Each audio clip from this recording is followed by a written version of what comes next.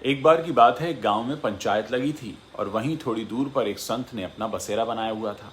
जब पंचायत किसी निर्णय पर नहीं पहुंच पाई तो किसी ने कहा कि क्यों ना हम उन महात्मा जी के पास लेकर अपनी समस्याओं को जाएं और फिर उनसे ही पूछें कि निदान क्या है। तो जब संत ने गांव वालों को देखा तो पूछा कि आप लोग कैसे आए हैं। उन्होंने कहा, महात्मा जी, गांव भर में एक ही कुआं है और कुएं का पानी हम पी नहीं सकते, बदबू आ रही है, मन भी नहीं होता पानी पीने का। तो संत ने पूछा, क्या हुआ, पानी क्यों नहीं पी सकते? तो लोग बोले कि भाई 3 कुत्ते लड़ते लड़ते उसमें गिर गए थे, बाहर निकले नहीं और उसी में मर गए।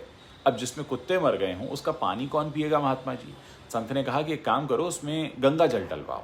तो कुएं में गंगा जल भी डलवाया गया, करीब 8-10 बाल्टी। फिर भी समस्या जस की तस रही। लोग फिर से संत के पास पहुंचे। अब संत ने कहा कि एक काम करो, गंगा जल तो डाल लिया आपने, अब वहाँ भगवान की कथा कराओ। लोगों ने कहा ठीक है। कथा हुई, फिर भी समस्या वैसी की वैसी, बदबू आना बंद नहीं हुई। लोग फिर से उस संत के पास पहुंचे। अब संत ने कहा कि एक काम करो, उसमें कुछ सुगंधित द्रव्य डलवाओ। सुगंधित द्रव्य डाला गया, लेकिन नतीजा वही रहा, ढाक के 3 पात। लोग फिर संत के पास पहुंचे। अब संत वहां चलकर खुद आए।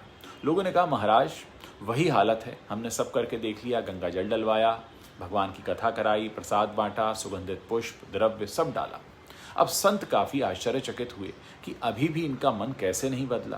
तो संत ने पूछा कि तुमने और सब तो किया, पर वो जो 3 कुत्ते इसमें मरे पड़े थे उन्हें निकाला कि नहीं? तो लोग बोले, उनके लिए न तो आपने कहा और न हमने निकाला, बाकी सब किया, वो तो वहीं के वहीं पड़े हैं। तो संत बोले, जब तक उन्हें नहीं निकालोगे इन उपायों का कोई प्रभाव नहीं पड़ेगा। दोस्तों, ऐसी ही कथा हमारे जीवन की भी है।